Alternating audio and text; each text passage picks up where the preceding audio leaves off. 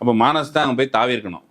தாவாம இந்த பக்கம் வந்து விஜய் என்ன சொல்றாரு, கல்லாப்பட்டி வாங்கிட்டு காங்கிரஸ் அங்கே பார்க்க ஆயிடுச்சுன்னு நீங்க சொல்ற பிரவீன் சக்கரவர்த்தி உள்ளிட்ட மானஸ்தர்கள் அவங்க அப்பவே மானம் உள்ளவர்கள் அப்படின்னு சொன்னா அப்பவே அவங்க தொங்கி இருக்கணும். இந்த மணிவண்ணன் சொல்லுவார்ல, ஏன் பூத்துல மட்டும் பொட்டியை திறக்கட்டும் அப்போ பாரு அப்படின்னா, ஓம் பூத்துல தாண்டா கல்ல விட்டு போட்டிருக்காங்க மாதிரி காங்கிரஸ்ல பாதி பேர் காங்கிரஸ் தான் ஆர்எஸ்எஸ்ஸின் கிட்டத்தட்ட தாய் இயக்கமாக தாய் கட்சியாக ஆரம்பத்துல ஆர்எஸ்எஸ் நம்மளோட முதல் கட்சி காங்கிரஸ் தான், அதுக்கப்புறம் ஜனசங்கம், அதுக்கு பிறகுதான் பிஜேபி. காங்கிரஸும் தாவேக்காவும் கூட்டணி வைக்கிறது எப்படி பொருந்தும்? இந்த கேள்வியை லெஜிட்டிமேட் ஒத்துப்போம். திமுக அதிமுக கூட்டணி வைக்கிறது தப்பு, சரி ஓகே. காங்கிரஸும் தாவேக்காவும் கூட்டணி வைக்கிறது சரியா? இந்த கேள்விக்கு எப்பவும் பதில் சொல்றது?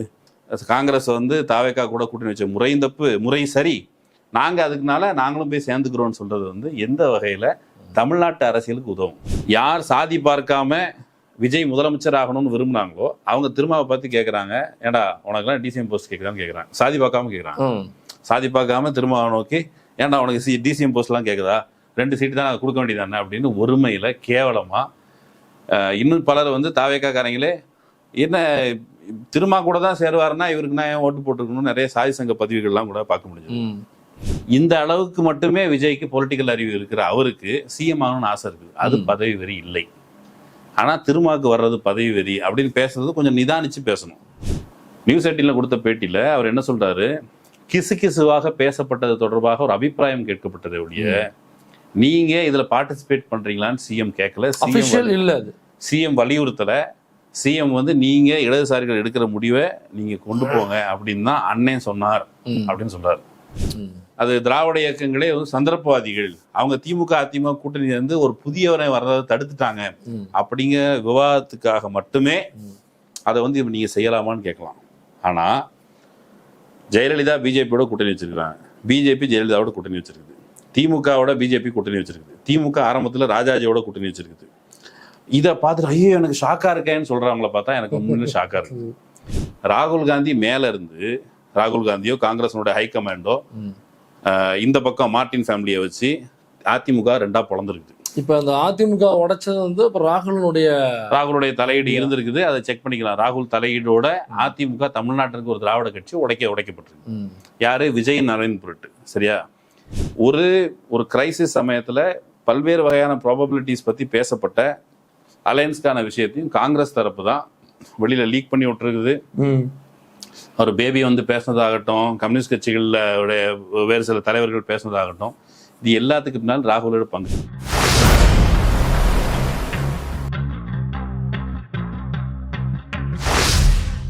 வணக்கம், இது யூடியூப் ரூட்டர்ஸ், நான் மைனர். தேர்தல் முடிஞ்சு ரிசல்ட் வந்ததுக்கப்புறம் பெரும்பான்மை இல்லாத நிலையில் அழைக்காமலே அடையா விருந்தாளியாக போய் பச்சைக்குன்னு ஒட்டிக்கிட்ட காங்கிரஸ், அதுக்கப்புறம் ஆளுநர் ஆட்சி வந்துடக்கூடாது என்ற ஜனநாயக அடிப்படையில் தமிழ்நாட்டை காப்பாற்ற வேண்டும் ஆளுநர் ஆட்சியிலிருந்து அப்படிங்கிறதுக்காக அதுக்கப்புறம் வெளியிலிருந்து ஆதரவு தெரிவித்த சிபிஐ, சிபிஎம், கடைசியாக விசிகா. இந்த கடைசியாக விசிகா போய் சேர்ந்ததில் நிறைய விமர்சனங்கள். குறிப்பாக அண்ணன் திருமாவர்கள் பேட்டி கொடுக்கும் பொழுது, அவருடைய லைவ்ல பேசும் பொழுது, அல்லது வெளியில் ப்ரெஸ்ஸை சந்திக்கும் பொழுது இப்படி முரண்பட்ட தகவலாக சொல்கிறாரு அப்படின்னு சொல்லிட்டு நிறைய பத்திரிகையாளர்கள் இருக்கட்டும், பொதுவெளியில் சோஷியல் மீடியா இருக்கட்டும் நிறைய விமர்சனங்கள் வருது. அப்போ உள்ளுக்குள்ளே என்ன நடந்துச்சு, காங்கிரஸ் ஏன் அடையா விருந்தாளியாக பச்சைக்கிழமை ஒட்டிக்குச்சு, இதில் சிபிஐ, சிபிஎம் அவங்களோட நிலைப்பாடு என்ன, விசிகாவோட நிலைப்பாடு என்ன அப்படின்னு பல கருத்துக்களை நம்முடைய விவாதிப்பதற்காக மூத்த பத்திரிகையாளர் மகிழ்நன் நம்முடைய இணைந்திருக்கிறார். வணக்கம் மகிழ்நன். யார்? நான் மூத்த பத்திரிகையாளர். ஆமா, நீங்க மூத்த பத்திரிகையாளர். நம்ம வயசு அதிகம் என்னை விட, அப்போ நீங்க மூத்த பத்திரிகையாளர் தானே. சரி, இப்போ இந்த தேர்தல் ரிசல்ட் வந்துருச்சு. ரிசல்ட் வந்ததுக்கு அப்புறம் 108 சீட் வாங்கியிருந்தாங்க, எல்லாருக்குமே தெரியும். அதுல ஒன்று வந்து ஒரு வாக்கு வித்தியாசம் ஜெயிச்சதுனால அது நிலுவையில் கோர்ட்டில் இருக்கு. இப்போ இவர் ஒன்று வந்து கேன்சல் பண்ணிட்டாரு. ஒரு தமிழ்நாடு சட்டமன்றமே இழுவையில் தான் இருக்குது. ஆமாம், இழுவையில் தான் இருக்கு. இப்போ இதுக்கு இடையில திரும்ப அவர்களை வந்து சிஎம் ஆகுவதற்கு அப்படின்னு சொல்லிட்டு ஒரு ஸ்பீச் போச்சு, ஒரு சோசியல் மீடியாவில் ஒரு கான்வர்சேஷன் போச்சு. அதையொட்டி அண்ணன் திரும்ப அவர்களும் வந்து முன்னாடி அப்படி இல்லை, அது ஒரு ஃபன்னியான ஸ்டேட்மெண்ட் எடுத்துக்கிட்டேன் அப்படின்னு சொன்னார். அப்புறம் வந்து அப்படி ஒரு பேச்சு நடைபெற்றுச்சு அப்படின்னு சொன்னார். அப்புறம் திமுக சைட்லேருந்து அப்ரோச் வச்சாங்க அப்படின்னு சொல்கிறாரு. மாற்றி மாற்றி பேசுகிறாரு திரும்ப அவர்கள் அப்படின்னு சொல்லிட்டு ஒரு விமர்சனம் வருது. உள்ளுக்குள்ளே என்ன நடந்துச்சு? இல்லை, முதல்ல திருமால இருந்து சப்ஜெக்டை தொடங்குறது இருக்குல்ல, அது வந்து ஆர்டர்ல சரியா இருக்காது. சரி, அப்போ காங்கிரஸ்ல இருந்து வருவோம். ஏன்னா அதையும் மிதிக்க வேண்டியிருக்கு. ஆமா, அவங்க வந்து அவங்களுக்கு வரலாற்று ரீதியாகவே அவங்களுக்கு அண்ணன் சீமான் கூட சமீபத்தில் காங்கிரஸுடைய துரோகத்தை பார்த்தீர்களா அப்படின்னு அவர் பேசியிருக்கிறாரு. காங்கிரஸ் வந்து ஜனாதிபதி ஆட்சி என்கிற நிலைமைக்கு தமிழ்நாட்டை நோக்கி, தமிழ்நாட்டை ஒரு நெருக்கடியான சூழல், ஒரு திரிசங்க சொர்க்கம் மாதிரியான ஒரு சூழலில் கொண்டு போய் நிறுத்தினதுக்கு காங்கிரஸுக்கு தான் முதன்மையான பங்குண்டு. ஒரு டிஎம்கே அலையன்ஸை பொறுத்த மட்டில் இன்டாக்டாக இருக்கிறாங்க, அவங்க ஒற்றுமையோடு இருக்கிறாங்க, அந்த கூட்டணி பலமாக இருக்கிறது அப்படிங்கிற பெர்செப்ஷனை உடைக்கிற வேலையை முதல்ல உள்ளிருந்தே செய்தது காங்கிரஸ். அது வந்து எங்களுக்கு ஆரம்பத்துல இருந்தே அந்த நவீன் சக்கரவர்த்தியா பிரவீன் சக்கரவர்த்தி ஒருத்தர், அவர் பார்ட்னர் சமூகத்தை சார்ந்தவர், அந்த கட்சியில இது முக்கிய பொறுப்புல இருப்பார் போல் இருக்கு. அப்படி ஒரு ஆளு கட்சியில இருக்காரு, அவர் பொறுப்புல இருக்காருங்கிறது எலெக்ஷன் ஒட்டி தான். இப்ப பொதுவா எலெக்ஷன் வந்தாக்க ஓட்டு கேட்கறதுக்கு போவாங்க. அப்ப என்ன பண்ணுவாங்க, அந்த நடனம் ஆடுகிற அந்த தொழிலை செய்கிற அந்த கலைஞர்கள் இருக்காங்களா, அவங்கள கூட்டு போவாங்க. அப்போ ரொம்ப பிஸியாக இருப்பாங்க அவங்க, கிராமப்புற நடன கலைஞர்களாக இருக்கட்டும் அல்லது வேற ரெக்கார்டன்ஸ் போன்ற ஆடக்கூடிய கலைஞர்களாக இருக்கட்டும். அந்த எலெக்ஷன் வச்சுதாங்க பயங்கர பிஸியாகிடுவாங்க, எனக்கா டெய்லி ஒர்க் இருக்கும் அப்படின்ற மாதிரி. அப்படிதான் அந்த காங்கிரஸும் எலெக்ஷன் வந்தால் தான் அப்படியே டான்ஸ் ஆடுறதுக்கு கிளம்புவாங்க. அதுக்கு முன்னாடி ஆள் எங்கே இருக்காங்கன்னு நமக்கு தெரியாது. அதுக்கு முன்னால் அந்த ரயில் மறியல்லாம் அவங்களுக்கு நினைவு இல்லையா? ஒரு 2-3 பேர் போய் ரயில் ரயில் எங்கிட்டு போயிட்டு இருந்துச்சு, அங்கிட்டு ஓரமாக என்ன சொல்றீங்க? தமிழ்நாட்டில் இவ்வளோ பிரச்சனைகள் நடந்து கொண்டிருந்தது. இப்போ வந்து ஒரு எடுத்துக்காட்டு, பிரவீன் சக்கரவர்த்தியே தமிழ்நாட்டில் ஒன்றும் அவ்வளோ வளர்ச்சி இல்லை, யூபியில் தான் வளர்ச்சி அதிகமாக இருக்குது அப்படின்னு சொல்லி ஒரு கம்பேரிட்டிவ் மாதிரி. நீ இருக்கிற அலையன்ஸ் இது வந்து நீ நியாயத்தை பேசுகிறேன், ஸ்டாட்டிஸ்டிக்கலி தமிழ்நாடு வந்து யூபியை விட ஃபார் பெட்டருங்கிறது லீவ்டு எக்ஸ்பீரியன்ஸ், ஊரறிந்த வரலாறு. ஊரறிந்த உண்மையை கூட அவர் வந்து ட்வீக் பண்ணி அந்த நேரத்தில் பேச தொடங்கினார். அதுக்கப்புறம் வந்து நாங்கள் கட்சி நடத்துறது எங்களுக்கு அதிகாரம் வேண்டாமா அப்படின்னு. கட்சி நடத்தினா அதிகாரம் வேணும், நீ கட்சி நடத்து. தமிழ்நாட்டில் ஒரு தொடர்ச்சியான ஒரு கட்சி வேலைகளை செய்து மக்கள் பிரச்சனைகளுக்காக பேசி, இப்போ வந்து திமுக கூட்டணியில் இருந்தீங்க, நீங்கள் கட்சி பிரச்சனைகளுக்காக களத்தில் நின்று ஃபைட் பண்ணியிருந்தா உங்களுக்கும் லோக்கலில் கிரெடிபிலிட்டி வந்திருக்கும். ஆளுங்கட்சி அவங்க வந்து நிர்வாக ரீதியான தவறுகள் செஞ்சீங்கன்னா அந்த விஷயத்தையும் நீங்கள் கண்டிச்சது செய்யலாம். ஆனால் காங்கிரஸுக்கு அப்படியான இன்டென்ஷன் எதுவுமே இல்லை. காங்கிரஸ் கடைசியில் வந்தவொன்னா 25 சீட்டு. இந்த ஒரு படத்துல வடிவேலும் ஒருத்தர் முட்டத்தலை ஒருத்தர் இருப்பாரு, 2 பேரும் வெங்கல் ராவா 10 ரூபாய் 8 ரூபாய் தேங்காய் வாங்குறதுக்கு. இதே மாதிரியான பேரத்தை காங்கிரஸ் அந்த சமயத்துல, நான் அதை எப்படி பாக்குறேன்னா, இந்த காமெடியோட ஒப்பிட்டு நான் பார்க்கல. ஒரு படத்துல நான் வடிவேலு அவர்கள் வந்து முன்னாடி நடிச்ச படம், அதுல துணி துவைச்சிட்டு இருப்பாங்க ஒரு லேடி ஒருத்தவங்க. அப்ப இவர் வந்து எங்க ஆத்தா இத்தனை பவுன் வச்சிருக்கு அப்படின்னு அவங்க லைட்டா அந்த கால் தெரியுற மாதிரி எங்களுடைய சேலை தூக்குவாங்க. 20 பவுன் 20 பவுன் 20 பவுன் 20 பவுன் 30 பவுன் 30 பவுன் முடியா. இது வந்து ரொம்ப நீங்க சொல்றது அப்படி இருந்தாலும் காங்கிரஸ் வந்து கொச்சையாகத்தான் நடந்து கொண்டு. இல்ல அதனாலதான் நீங்க அந்த காமெடியை வைக்காதீங்க, இந்த காமெடியை வைக்கணும்னு சொல்றேன். ரொம்ப கொச்சையாக நடந்து கொண்டது ஒரே ஒரு ரீசன், தாவேக்கா அங்க வந்து அந்த பக்கம் கூப்பிடுது அப்படின்னு. தாவேக்காவுக்கு அப்பவே எலெக்ஷனுக்கு முன்னாலே தாவறதுக்கு முடிவு பண்ணிட்டாங்க. அப்ப மானஸ் தான் அங்க போய் தாவி இருக்கணும். தாவாம இந்த பக்கம் வந்து விஜய் என்ன சொல்றாரு, கல்லாப்பட்டி வாங்கிட்டு காங்கிரஸ் அங்க பார்க் ஆயிடுச்சுன்னு. நீங்க சொல்ற பிரவீன் சக்கரவர்த்தி உள்ளிட்ட மானஸ்தர்கள் அவங்க அப்பவே மானம் உள்ளவர்கள் அப்படின்னு சொன்னா அப்பவே அவங்க தொங்கி இருக்கணும். ஐ மீன் கட்சியில கூட்டணியில வேற எங்கேயாவது போய் வேற கூட்டணியில அந்த தொங்கி இருக்கணும்னு சொல்றேன். அப்படி எதையும் பண்ணல. இருக்கிற வரைக்கும் இருந்துட்டு திமுக தொண்டர்கள் கூட்டணி கட்சியினர் அவங்களுடைய வேலையெல்லாம் வாங்கி ஜெயிச்சுட்டு அப்படியே கொண்டு போய் அங்க பார்க் பண்ணிட்டாங்க.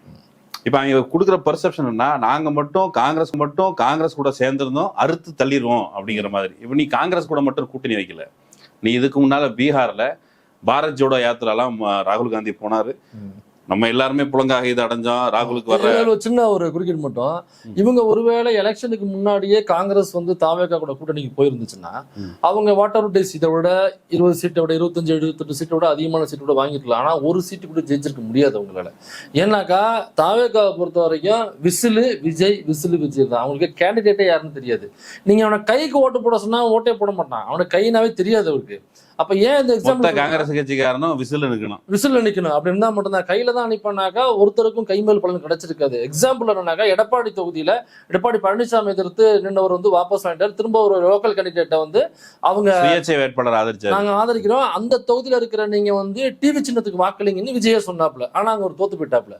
அப்ப இங்க விசிலு விஜய்க்கு தான் வேல்யூ தவிர கை சின்னத்துக்கோ காங்கிரஸுக்கோ வேல்யூ கிடையாது. அவங்க திமுகவோட இருக்கிற வரைக்கும் தான் இந்த கூட்டணி உள்ள வாக்குகளை பெற்றுதான் அவங்களால 5 சீட்டாவது ஜெயிக்க முடிஞ்சிருக்கு. அப்படி இல்லைனாக்கா 5க்கு 10 அடுத்த ரூபா இருக்கணும். பட் ஆனா அந்த நன்றி உணர்ச்சி இல்லாம முதல் வேலை என்ன பண்ணாங்க, அவங்க கூட்டணி மாறின சமயம் இருக்குல்ல, தாவேக்காவுக்கு மாறின சமயம் வந்து ரொம்ப முக்கியமானது. தமிழ்நாட்டுல திமுக கூட்டணிக்கு ஒரு நம்பர்ஸ் இருக்குது, தாவேகா கூட்டணிக்கு ஒரு நம்பர்ஸ் இருக்குது, அப்புறம் எடப்பாடி கூட்டணிக்கு ஒரு நம்பர்ஸ் இருக்குது. இப்போ சிங்கிள் லார்ஜஸ்ட் பார்ட்டிங்கிற முறையில் தாவேகா இருந்தாலும் மேண்டேட்டுங்கிறது யாரும் ஆட்சி அமைப்பதற்கு மேண்டேட் இல்லை. நீங்கள் 234 பாதிக்கு ப்ளஸ் கூடுதலாக 1 அப்படின்னு நம்பர்ஸ் கிடைச்சாதான் நீங்கள் ஆட்சி அமைக்க முடியும். அப்போ மக்கள் யாரும் இன்னார் ஆட்சி அமைக்கணும்லாம் மேண்டேட் கொடுக்கல. அமைச்சா கூட்டணி ஆட்சி அப்போ கூட்டணி ஆட்சி அமைக்கிறது தான் மேண்டேட்டுங்கிற பொழுது உங்களுக்குள்ள நீங்கள் கூட்டணியை பார்த்து பண்ணிக்கங்க அப்படிங்கிறது தான் அது மேண்டேட்னு புரிஞ்சுக்கிட்டா, அப்போ காங்கிரஸ் வந்து ஏற்கனவே இருக்கிற கூட்டணி அந்த பலத்தை வைத்துக்கொண்டு ஆட்சி அமைப்பதற்கு காங்கிரஸ் முயற்சித்திருக்க வேண்டும். அதை செய்யலை. அதை செய்யாமல் தாவேகா கோடி போனது இருக்குல்ல, அது வந்து ரொம்ப ரொம்ப அப்பட்டமான துரோகம். அது இங்கே மட்டும் இல்லை, நீ அந்த பக்கம் இப்போ வந்து பிஜேபி ஆட்சி அமைச்சிருக்குல்ல, சும்மா வாய்ப்பு இருக்கிறவங்க தேடி பாருங்க. பிஜேபி எங்கெங்கெல்லாம் ஆட்சி அமைச்சிருக்கோ அங்கே பேர்வாதி வேறு பாதி பேர் காங்கிரஸ் கட்சிக்காரனாக தான் இருப்பான். மணிப்பூர் சிஎம்ஏ காங்கிரஸ் கட்சியிலேருந்து போனவன் தான். இப்படி ஒவ்வொரு ஊர்லேயும் காங்கிரஸ் கட்சிக்காரர்கள் கொள்கைக்காக நிற்பவர்கள். நாங்கள் என்டிஏ கூட்டணியிலிருந்து வந்தால், என்டிஏ கட்சியிலேருந்து வந்தால் நாங்கள் ஆதரிக்கவே மாட்டோம்னு சொல்கிறதுலாம் எந்த நியாயம் இல்லை. உங்கள் கட்சிக்காரன் பாதி பேர் அந்த பிஜேபி ஆட்சி அமைக்கிறதுக்கு பல்வேறு மாநிலங்களில் இந்த மணிவண்ணன் சொல்லுவார்ல, என் பூத்தில் மட்டும் பொட்டியை திறக்கட்டும் அப்போ பாரு அப்படின்னா, ஓம் பூத்தில் தாண்டா கள்ள விட்டு போட்டிருக்காங்க மாதிரி காங்கிரஸில் பாதி பேர். காங்கிரஸ் தான் ஆர்எஸ்எஸ்ஸின் கிட்டத்தட்ட தாய் இயக்கமாக, தாய் கட்சியாக ஆரம்பத்தில். ஆர்எஸ்எஸ் நம்மளோட முதல் கட்சி காங்கிரஸ் தான், அதுக்கப்புறம் ஜனசங்கம், அதுக்கு பிறகுதான் பிஜேபி. அப்போ அந்த காங்கிரஸ் வந்து இந்த வேலையிலையும் கூட இப்போ வந்து விஜய் ஆட்சி அமைக்கிறாருன்னு வச்சுக்கோங்க. விஜய் ஆட்சி அமைச்சா என்னங்கிற பேசிக் கால்குலேஷன். விஜய் ஆட்சி அமைத்தால் தமிழ்நாட்டில் ஏற்கனவே இவங்களை துரத்தி அடிச்சாங்கல்ல காங்கிரஸ் 1967. 67 என்ன நடந்துச்சு? காங்கிரஸ் துரத்தி அடிக்கப்பட்டு திராவிட கட்சிகள் ஆட்சி, திமுக ஆட்சிக்கு வந்ததுக்கு பிறகு அதுக்கப்புறம் அதிமுக அப்படின்னு தான் இருக்குது. காங்கிரஸ் நுழையவே முடியல. அப்போ கிட்டத்தட்ட வஞ்சம் வைத்து திராவிட கட்சிகளை கிட்டத்தட்ட அழிக்கிறது அப்படின்னு முடிவு பண்ணிட்டு அதுக்கான ஒரு ஏஜென்ட்டாவே வந்திருக்கிற ஒரு நபர். இப்போ வந்து அவருக்கு ஒரு லெஜிட்டிமசி, இது எலெக்ஷனுக்கு முன்னால் என்ன இருந்துச்சு, விஜய் வந்து பாஜகவோட பி டீம் அப்படின்னு இருந்ததை மாத்துறதுக்காக அவசரப்பட்டு அங்கே போகிறான். அவசரப்பட்டு போனதுக்கு பிறகு இந்த கூட்டணி கட்சியில் பேசி டிசைட் பண்ணி சிபிஐ, சிபிஎம், ஐயுஎம்எல், விசிகே இவங்களோட பேசிட்டு காங்கிரஸ் போயிருந்தா முதல்ல போய் துண்டு போட்டு வச்சிரும், நம்ம லேட்டாக போனால் அவங்க வந்து நம்மளுக்கு மினிஸ்ட்ரியில் இடம் கொடுக்க மாட்டாங்க, இவனுங்கிட்ட பேசி இவங்க வந்து ஒருவேளை நமக்கு மினிஸ்ட்ரியில் வேண்டாம், நம்ம வந்து வெளியிலேருந்து ஆதரவு தெரிவிப்போம்னு சொன்னால் என்ன பண்ணுறது? அப்போ அந்த டைலாக்குள்ளே போகக்கூடாது. முதல்ல போய் நம்ம மினிஸ்ட்ரிக்கு துண்டை போட்டுரும், அப்புறம் இவங்க வர்றாங்க வரல, அதுக்கப்புறம் தனியாக டீல் பண்ணிக்கலாங்கிற ஒரு பச்சையான சந்தர்ப்பவாதத்தை காங்கிரஸ் செய்தது. இப்போ ஒரு நீதி வேணும், நீதிக்காரன் நெடும்பயணம் அப்படிலாம் இவங்க சொல்கிறாங்க. இல்லை, நீ அங்கே போயிட்டு விஜய் கிட்ட போயிட்டு குறைந்தபட்சம் இந்த 41 பேர் மரணத்துக்கு என்ன நீதி அதை வாங்கி கொடுத்துட்டியா? அப்படி எதை குறித்து பேச்சே இல்லை. விஜய் தான் வைத்த அந்த குற்றச்சாட்டு, அங்கே கரூருக்கு போனதை ஒட்டி, அங்கே அவ்வளோ மரணங்கள் நடந்ததை ஒட்டி பொறுப்பு கூட எடுத்துக்கல. அவர் தான் முதல் கொலையாளின்னு சொல்லல, அவருக்கு பொறுப்புன்னு கூட காங்கிரஸ் இன்னைக்கும் பேசலை. நேற்று ஏதாவது 1-2 பேர் பேசியிருப்பாங்க முன்னாடி. ஆனால் போயிட்டு அதை கிட்டத்தட்ட இவர் விஜய் சொன்னது லெஜிட்டிமேட், அவர் சொன்னது தான் கரெக்ட் இப்படிங்கிற நரேஷனுக்கு போனாங்களே, அது ரொம்ப ரொம்ப தப்பு. அதுக்கு பிறகுதான் நீங்கள் சிபிஐ, சிபிஎம் கேள்வி கேட்க முடியுமே தவிர முதல்ல காங்கிரஸ் தான். காங்கிரஸ் செஞ்சது இப்போ வந்து பீகாரில் எடுத்துக்கோங்க. பீகாரில் ஆர்ஜேடியோட கூட்டணி வச்சாங்க. அங்கேயும் இந்த கூட்டணியில் சலசலப்பை ஏற்படுத்தினுடைய விளைவு திரும்ப அங்கே பிஜேபி ஜெயிச்சது. தமிழ்நாட்டில் தொடர்ச்சியாக திராவிட கட்சிகளுக்கு எதிரான வெறுப்பு பரப்புரை இருக்குல்ல, அதை கன்வெர்ஜ் பண்ணி அந்த பக்கம் விஜய்கிட்ட சேர்த்து விட்டதுல காங்கிரஸ் பிற மாநிலங்கள் என்ன செஞ்சோ அதே வேலை இங்கேயும் செஞ்சு ஆரம்பத்துல இருந்தே அது இருந்துச்சு. காங்கிரஸ்ல உள்ள பல பேரும் காங்கிரஸ் திமுக கூட்டணியில இருக்கு. ஆனா திமுக வந்து தலித்துகளுக்கு எதிரான கட்சி, தலித்துகளுக்கு ஒரு கொடுமை நடக்கும் பொழுது அது பாதிக்கப்படுற தலித்துகள் பக்கம் நிற்காம அங்க அந்த பாதிப்பை ஏற்படுத்துகிற இடைநிலை சாதிகள் பக்கம் நிக்குது. அப்ப இந்த கட்சி வந்து தலித்துகள் கட்சியிலன்னு ஒரு ஆன்டி தலித் தான் டிஎம்கே அப்படிங்கிறத காங்கிரஸ்ல உள்ள பொறுப்பாளர்களே நேரடியாக வந்து எழுதுறது, பேசுறது அப்படிங்கிறது நான் ஆரம்பத்திலே நான் கண்டிச்சு பேசியும் இருக்கேன். நான் உள்ளேயும் தகவல் கொடுத்தேன், இந்த மாதிரி லைன் போயிட்டு இருக்குங்கிற சொன்னேன். ஆனா அது யாரும் கண்டுக்கலுங்கிறதா நிதர்சனம். தலித்துகளுக்கு விரோதமாக தமிழ்நாட்டில் வன்கொடுமைகள் நடக்குதானா? நடக்குது. அது வந்து எப்போ வரைக்கும் நடக்கும்னா சாதிங்கிற கட்டமைப்பு இருக்கிற வரைக்கும் நடக்கும். ஒரு சாதி இப்போ வந்து திருநெல்வேலியில் ஒரு கோணார் பையனை ஒரு மறவர் சாதியில் உள்ள ஒரு பையன், ஸ்கூல் பையன், அவன் வெட்டி கொலை செஞ்சுட்டான்.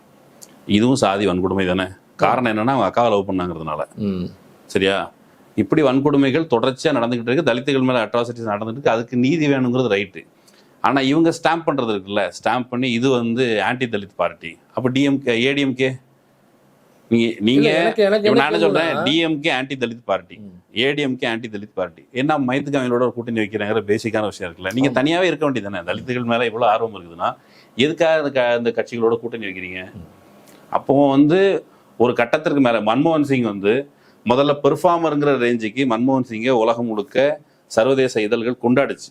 ஒரு கட்டத்திற்கு மேல முதலாளிகளுக்கு பயன்படலைன்னு உடனே அண்டர் பெர்ஃபார்மர்னு போட்டு அவர் வந்து ஒழுங்கா பெர்ஃபார்ம் பண்ணலன்னு சொன்னாங்க. அதே மாதிரியான வேலை தான் இங்கேயும்.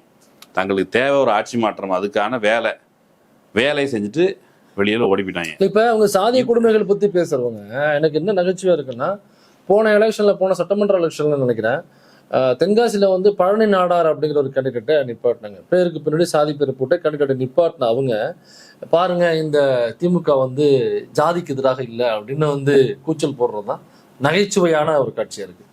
இல்லை, காங்கிரஸ் ஒன்றும் சாதிக்கு எதிரான கட்சி அப்படின்னு இல்லை. இப்போ வந்து ஆன்டி காஸ்ட் லா ஏதாவது கொண்டு வராங்க, சாதி மறுப்பு சட்டங்கள் கொண்டு வராங்க, சாதி ஒழிப்புன்னு சட்டம் கொண்டு தான் நிறைவேற்றிடுவாங்களா? அப்படிலாம் ஒன்றும் இல்லை. இவங்க ஆதரிக்கிற விஜய் இருக்கிறார்ல, விஜய் ஒன்றும் ஒரு சமூக நீதி சமத்துவ நாயகன், அவருடைய லெகசி அப்படின்னு திராவிட இயக்கங்களுக்கு சாதி மறுப்பு, இந்த சிஸ்டம் பார்ப்பனிய சிஸ்டத்துக்கு எதிரான ஃபைட் பண்ண லெகசி இருக்குது. ஒரு பார்ட் அண்ட் பார்சலாக அவங்க வந்து சிஸ்டத்துக்குள்ளே ஸ்டக்காக இருக்கிறாங்க, அது சீர்திருத்தப்பட வேண்டும் என்பதில் மாற்று கருத்து இல்லை. ஆனால் ஆதரிக்கிற விஜய் யார் அப்படின்னு கேட்டால், அவருடைய தாத்தா வந்து சேனாதிபதி பிள்ளை அப்படின்னு ஒருத்தர் கேள்விப்பட்டேன். அவர் யாருன்னு கேட்டால், அவர் ஊர் வந்து வடக்கங்குளம்னு நினைக்கிறேன், திருநெல்வேலி பக்கம். அந்த பக்கம் அந்த வடக்கங்குளத்தில் இருக்கிற சர்ச்சி.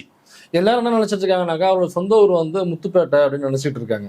அவங்க ஆக்சுவலா அவங்க முத்துப்பேட்டை கிடையாது, இங்க இருந்து அங்க வடக்கங்குளத்துல இருந்து மைக்ரேட் ஆனவங்க, வடக்கங்குளத்துல இருந்து துரத்தப்பட்டவங்க. காரணம் என்னன்னு கேட்டா, அங்க இருக்கிற நாடார்கள் கோயில் நுழைவு, ஆலய நுழைவு, தேவாலய நுழைவு, அவங்கள வந்து நாடார்கள்ல கோயிலில் விடக்கூடாது, ஏசப்பாவை கும்பிடுறதுக்கு விடக்கூடாது, இவர் வந்து இயேசுவின் பிள்ளை ஜோசப் அப்படின்னு சொல்லி போட்டாங்கல்ல. அவங்க வந்து வரலாறு செக் பண்ணி பார்த்தா, இன்னைக்குள்ள ஒரு பாதிரியார்கிட்ட பேசணும். ஆமா ஆமா, அவருக்கு பாதிரியாருக்கு என்ன நீங்க சொன்னதுக்கு அப்புறம் தான் தெரியுது அப்படின்னாரு. ஆமா, இது பல பேருக்கும் நீங்க சொன்னதுக்கு அப்புறம் தான் தெரிய போகுது. அப்போ இந்த சைட்ல அந்த நாடார்களை சர்ச்சுக்குள்ள விடாத செய்திருந்த ஒரு குடும்பம், அந்த குடும்பத்தின் வாரிசு தான் விஜய். அப்போ இவரை விஜய் வந்து சாதி பார்க்கலையா, அவங்க தாத்தா தானே சாதி பார்த்தாருன்னு சொன்னா, இப்போ சாதி பார்த்து அந்த பிள்ளைமார் சாதி இருக்குல்ல, பிள்ளைமார் சாதி விஜய்க்கு வந்து கோஆர்டினேட்டடா ஒரு பக்கம் ஓட்டு வருது. அப்புறம் விஜய் வந்து தேர்ந்தெடுத்து திருச்சி கிழக்குல இருக்கிறதுக்கு ஒரு பர்பஸ் இருக்குது. வழக்கமா இன்னொன்னு சொல்றாங்களே, சாதி பார்க்காம விஜய்க்கு ஓட்டு போட்டாங்கன்னு.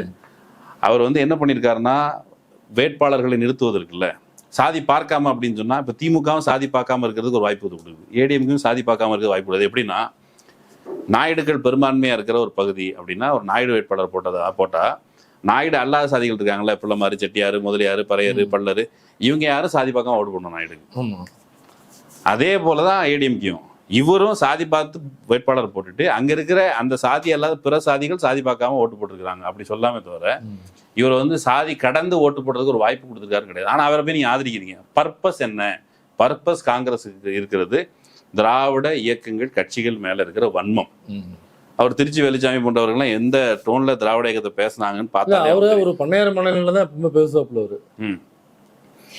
அதுதான் இப்ப அடுத்து நம்ம எடுத்துக்க வேண்டியது சிபிஐ சிபிஎம்.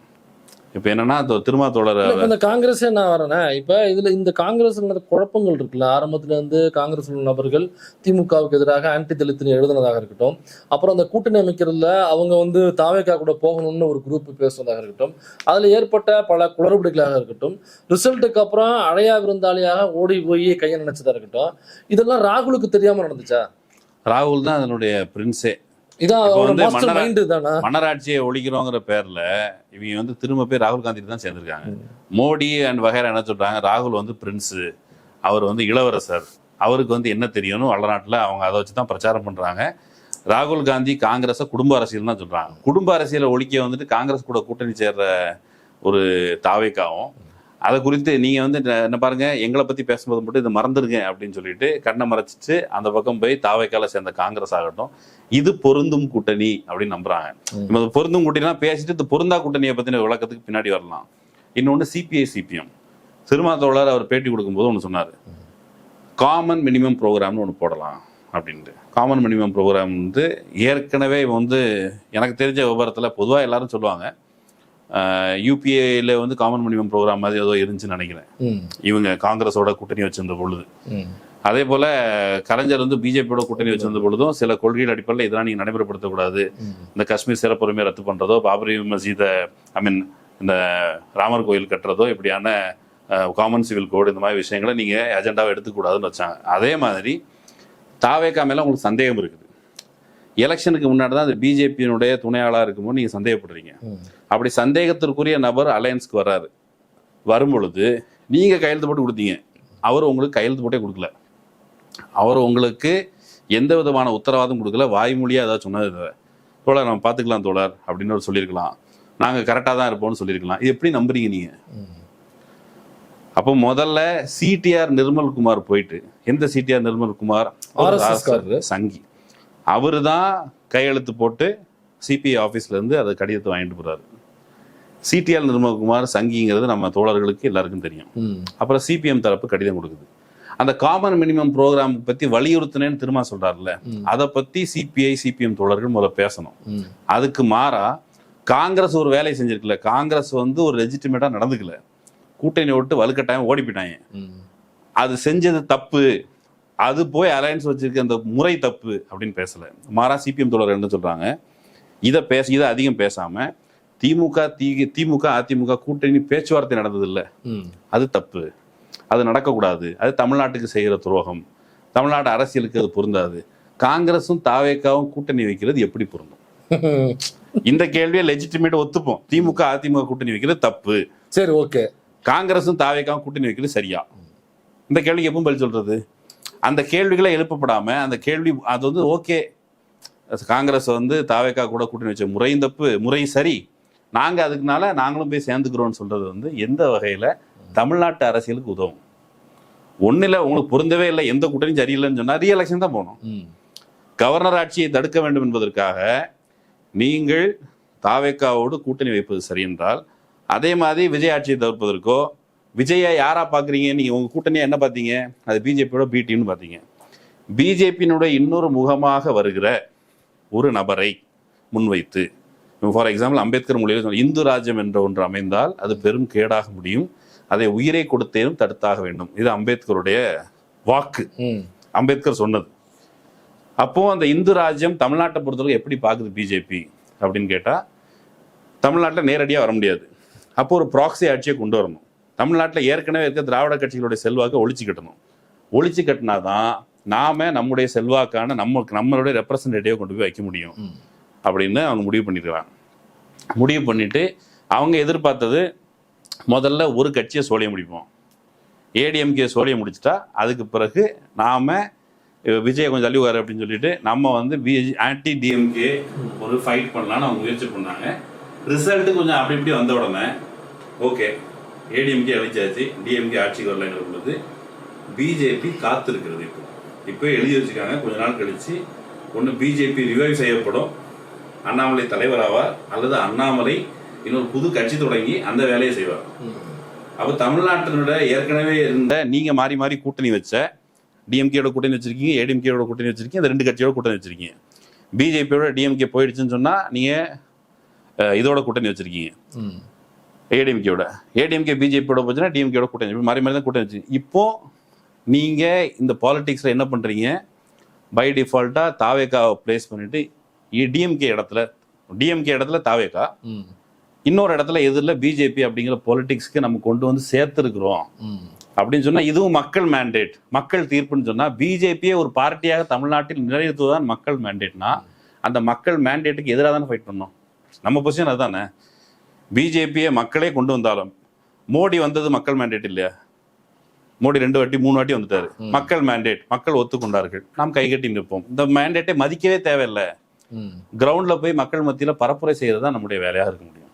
இந்த கவர்மெண்ட்ல போய் தாவேக்காவை காப்பாற்றுவது, தாவேக்கா வழியாக நிலையான அரசை கொடுப்பது அப்படின்னா, அந்த நிலையான அரசுங்கிறது என்ன, இதனுடைய அர்த்தம் என்ன, அவர்கள் என்ன பாலிடிக்ஸ் வைக்க போறாங்க? ஆட்சி அமைந்து 1 வாரம் ஆச்சு, சரி ஹனிமூன் பீரியட் 6 மாசம் வச்சுக்கோங்க. இந்த 1 வாரத்துல பார்ட்டியினுடைய பாலிசி டிசிஷன் இதை பத்தி ஏதாவது முடிவு வந்திருக்கணும்ல? இல்ல, இப்ப ஹனிமூன் பீரியட் 6 மாசம்னா 6 மாசம் வரைக்கும் சிலருக்கு அவங்க லேர்ன் பண்ணணும், வரணும், செட் பண்ணணும், அதெல்லாம் ஓகே. ஆனா இந்த ஆட்சி அமைச்ச ஒரு 2 வாரம் 3 வாரம் ஆச்சு இல்லைங்களா, இந்த டேஸ் ஒரு வாரம் தான். ஒரு வாரம் ஆகுது. இந்த ஒரு வாரத்துக்குள்ள அவங்க ஒர்க் பண்ண ஆரம்பிச்சிட்டாங்க. ஹனிமூன் பீரியட் வேண்டான்னு ஒர்க் பண்ண ஆரம்பிச்சிட்டாங்க. எப்படி ஒர்க் பண்றாங்கன்னாக்கா, இந்த சேர்ல வந்து டவல் எடுத்து போட்டு அந்த கல்ச்சரே காலி பண்ணிட்டாரு. சேர்ல டவல் எடுத்து போடுறதுங்க அவங்களுடைய விருப்பம். அது ஒரு மாற்றம். எடுத்து போடுறாங்க, இல்லைனாக்கா தூக்கி அந்த பாட்டிலுக்கு 10 ரூபாயில இருந்து 30 ரூபா மாத்தினது மாற்றம். 10 ரூபாயில இருந்து 40 ரூபாய் இருக்கு. 40 ரூபா வரையா? 40 ரூபாய் விடியும் வர ஆரம்பிச்சிருச்சு. 10ல இருந்து 40 வர ஆரம்பிச்சிருச்சு. அது மட்டும் இல்ல, புகார் கொடுக்க போனாக்கா ஒரு கள்ளத்தனமா மது விற்கிறாங்கன்னு சொல்லிட்டு வேலூர் காட்பாடியில 2 லேடிஸ் வந்து எங்களுக்கு தொந்தரவா இருக்குங்க, கள்ளத்தனமா விற்கிறாங்கன்ட்டு கம்ப்ளைண்ட் கொடுக்க போறாங்க. கம்ப்ளைண்ட் கொடுத்தவங்களுடைய முகவரியும் அவங்களோட பர்சனல் டீட்டெயில பாதுகாக்க வேண்டியது போலீஸுடைய வேலை. ஆனா எவன் கள்ளத்தனமா வைக்கிறான்னா, அவன் வந்து இந்த கம்ப்ளைண்ட் கொடுத்தவங்களுடைய வீட்டுக்கு வந்து இந்த பெண்களை அடிக்கிற வீடியோ வருது. இப்ப இவங்க தான் கம்ப்ளைண்ட் கொடுத்தாங்க அப்படிங்கிறது இது மாற்றம் தானே? தெரிய போச்சு. இது மாற்றமா இல்லையா? அதோட 11வது படிக்கிற மாணவி தற்கொலை. ஏன்னாக்கா அவங்களுக்கு வந்து பாலியலாக ஒரு இளைஞர் வந்து தொந்தரவு கொடுத்துருக்காங்க. வெளியில சொல்ல முடியாம அந்த மாணவி வந்து தற்கொலை பண்ணிருக்கு. வீட்டுக்குள்ள புகுந்து லேடிஸை வந்து பாலியல் வல்லுறவு செய்யறாங்க. 40 வயசு பெண்மணி நடந்து போயிட்டு இருக்காங்க, பைக்ல லிப்ட் தரணும்னு சொல்லிட்டு வீட்டு வேலை செஞ்சு குடும்பத்தை காப்பாத்துறவங்க. சரி இறக்கிடுவான் தம்பின்னு சொல்லிட்டு ஏறி உட்காந்துருக்காங்க. அவன் ஏதோ ஆளுல எடுத்துக்கிட்டு போய் அவங்களை பாலியலா செய்ய முயற்சி கத்தியை காமிச்சு மிரட்டிருக்கான். அந்த அம்மா அங்கேருந்து ஓடி வந்திருக்காங்க. அந்த அம்மா பேட்டி கொடுக்குறாங்க. இப்படி பெண்கள் வெளியில போக முடியாத சூழல், வெளியிலேயே தலை காட்ட முடியல.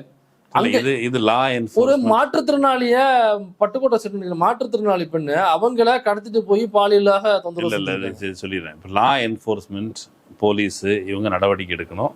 நேரடியாக காவல்துறை பொறுப்பு வகிக்கிற விஜய்க்கு தான் பொறுப்பு உண்டு. அதே போல இதுக்கு முன்னால காவல்துறை பொறுப்பாக இருந்து ஸ்டாலினுக்கு பொறுப்பு உண்டு. இந்த மாதிரியான குற்றங்கள் தடுக்கப்பட வேண்டும் என்பது மாற்று கருத்தில்லை. ஆனால் நீங்கள் கம்யூனிஸ்டுகள் உங்களுக்கு தெரிஞ்சிருக்க வேண்டியது, தமிழ்நாட்டில் ஒரு 2 நரேஷன் செட் பண்ணி தமிழ்நாட்டில் பேசப்படுற சோஷியல் ஜஸ்டிஸ் ஃபேக், தமிழ்நாட்டில் பேசப்படுற விமன் எம்பவர்மெண்ட் ஃபேக், இந்தியாவிலே அதிகமான உமன் ஒர்க் ஃபோர்ஸ் இருக்கிற தமிழ்நாட்டில் பரவலாக பெண்கள் வேலைக்கு போகிற இடத்துல இந்த பெண்களுக்கு எதிரான அத்துமீறல் நடக்கிறது கண்டிக்கப்படணும். அதே வேளையில் தமிழ்நாடே பெண்களுக்கு பாதுகாப்பற்ற மாநிலம்ங்கிற ஒரு நரேஷனை எதிர்கட்சிகள் பேசும்போது அந்த நரேஷனை ஃபைட் பண்ணது நம்ம பொறுப்பு தான் ஒன்று. அதே போல தமிழ்நாட்டில் பட்டியல் சாதி மக்களுக்கு எதிராக வன்கொடுமை நடக்குது. ஆனா ஒட்டுமொத்தமா பட்டியல் சாதி மக்களுக்கு எதிரான ஒரு மாநிலம் அப்படின்னு ஒரு நரேஷன் செட் பண்ணும்போது, பிஜேபி சங் பரிவார் அவங்களோட துணை கொண்டு ஒரு நரேஷன் செட் பண்ணும்போது, அது வந்து பேசிக்கா இங்க இருக்கிற சோசியல் ஃபேப்ரிக் இருக்குல்ல, அதை கெடுக்கிறதுக்கான ஒரு வேலை நரேஷன் நடக்கும் பொழுது, அது பிஜேபிக்கு நீண்ட காலமா அஜெண்டாவா இருக்கும் பொழுது அதை ஃபைட் பண்றது உங்க வேலை தான். அதை நம்ம ஃபைட் பண்ணலை. நம்ம வந்து அதுக்கு என்ன சொல்றது, ஒரு அஜாக்கிரதையாக இருந்துட்டோம் அப்படின்னா இனியாவது அதை ஃபைட் பண்ணோம். அந்த நரேஷனுடைய விளைவாக வந்திருக்கிற விஜயை ஆதரிப்பதன் வழியாக ஏற்கனவே தமிழ்நாட்டில் நோ சோஷியல் ஜஸ்டிஸ், தமிழ்நாட்டில் நோ உமன் எம்பவர்மெண்ட், தமிழ்நாடு வந்து யூபி மாதிரியான மாநிலம், காங்கிரஸ் சொன்ன மாதிரி யூபியை விட கேவலமான மாநிலம் அப்படின்னு சொன்னால் அந்த நரேஷனுக்கு சப்போர்ட் பண்ணுறது நம்ம பொலிட்டிக்ஸ்க்கு உகந்ததா அப்படிங்கிறது மிக தாழ்மையான கேள்விதான். ஆனால் இதை பரிசீலிக்கணும். அதை வந்து தோழர்கள் ஆதரிக்கிறவங்க இருக்கிறவங்க எல்லாருமே அதை கன்சிடர் பண்ணணும். இது எல்லாத்தையும் சேர்த்ததுக்கு பிறகுதான் திருமாவுடைய பொசிஷனுக்கு நாம வரணும். இப்போ திருமாவை பொறுத்த மட்டும் அவர் மாத்தி பேசுறாரு. அவர் என்னென்ன பேசினாரு? கடைசி நேரத்துல ஏன் கொடுக்கணும், முன்னாடியே கொடுத்துருக்கலாம். 2 நாளைக்கு கொடுக்க போற முடிவானதுக்கு அப்புறம் எதுக்கு இழுக்கடிச்சு அந்த கடைசி நேரத்துல எதுக்கு கொடுக்கணும்? அப்ப அந்த டைம் பீரியட்குள்ள என்ன டிஸ்கஷன் போச்சு அப்படிங்கிறத வைக்கிற முதல் கேள்வி. இப்போ ஃபர்ஸ்ட் கேள்வி என்னன்னா, தாவேகா தரப்புல இருந்தா வந்து ஒரு சில அந்த பெண்கள்லாம் பேசினாங்கல்ல, பெண்கள் அந்த விர்ச்சுவல் வாரியர்ஸ் எல்லாம் திருமாவை கேவலங்காலமாக திட்டினாங்க, சாதி கண்ணோட்டத்தோடு திட்டினாங்க. 2 சீட்டு தானே அவனை கொடுக்கறதுக்கு என்ன, ஏன் கொடுக்க மாட்டான், உனக்கு அவ்வளோ துமுறா, உனக்கு வந்து டிசிஎம் போஸ்ட் கேட்குதா, இப்படிலாம் கேட்டாங்க. அதாவது யார் சாதி பார்க்காம விஜய் முதலமைச்சர் ஆகணும்னு விரும்புனாங்களோ அவங்க திருமாவை பார்த்து கேட்குறாங்க, ஏண்டா உனக்குலாம் டிசிஎம் போஸ்ட் கேட்குறான்னு கேட்குறாங்க. சாதி பார்க்காம கேட்குறாங்க. சாதி பார்க்காம திருமாவை நோக்கி, ஏன்டா உனக்கு டிசிஎம் போஸ்ட்லாம் கேட்குதா, 2 சீட்டு தான் கொடுக்க வேண்டியதானே அப்படின்னு ஒருமையில் கேவலமாக. இன்னும் பலர் வந்து தாவேக்காரங்களே என்ன திருமா கூட தான் சேருவாருன்னா இவருக்கு நான் ஏன் ஓட்டு போட்டுருக்கணும்னு நிறைய சாதி சங்க பதிவுகள்லாம் கூட பார்க்க முடிஞ்சது. முதல் வசை அங்கே இருந்தான். ஏன் தாமதமாச்சுன்னு நம்ம இன்டர்வியூவில் ஒரு விளக்கமாக சொல்லியிருக்கிறாரு. முதல்ல வந்து அங்கே சிபிஐ சிபிஎம் வந்து அங்கே முன்னாள் சிஎம் ஸ்டாலின் அவர்களை பார்த்துட்டு வெளியே வந்தபோது அதை நீங்கள் ப்ரெஸ் மீட் பார்த்துக்கலாம், வாசல் என்னே அவர் சொன்னார், இடதுசாரிகள் என்ன முடிவெடுக்கிறாங்களோ அந்த முடிவை நாங்கள் செய்கிறோம். அதுக்கு முன்னால் முதலமைச்சர் ஸ்டாலின் என்ன சொல்லியிருந்தாரு, நாங்கள் எதிர்கட்சியாகத்தான் செயல்படுவோம். ஆரம்பத்திலே சொல்லிட்டாப்ல தெளிவா, எதிர்கட்சியாக தான் செயல்படுவோம்னு சொல்லிட்டாரு. வெளியில் வந்து ஏன்னா அவங்க கூட்டணி கட்சியினருக்கு அவரும் கொடுத்த வழிகாட்டுதல் ஒரு ஸ்டேபிளான கவர்மெண்ட் இருக்கணும், இது திரும்ப இது கலைஞ்சு போச்சுன்னா வந்து கவர்னர் ஆட்சி வந்துடும், நீங்கள் போய் சப்போர்ட் பண்ணுங்கள், பார்த்துக்கலாம், நீங்களா பார்த்து முடிவு பண்ணிக்கன்னு சொல்லியாச்சு. வெளியில் வந்து நாங்கள் இடதுசாரிகள் என்ன முடிவு எடுக்கிறாங்களோ அதை பற்றி முடிவு எடுப்போம் அப்படின்னு சொல்லி வெளியிலேருந்து ஆதரவுன்னு முடிவு பண்ணிட்டாங்க. ப்ளஸ் அந்த நிபந்தனை வந்து காமன் மினிமம் ப்ரோக்ராம், பொலிட்டிக்கலான ப்ரோக்ராம். அதெல்லாம் பேசிட்டு முதல்ல இவங்க சிபிஐ கூட்டம் நடக்குது, சிபிஎம் கூட்டம் நடக்குது, சிபிஐ கூட்டம் நடக்குது. இந்த 2 கூட்டம் நடந்து முடிந்ததற்கு பிறகு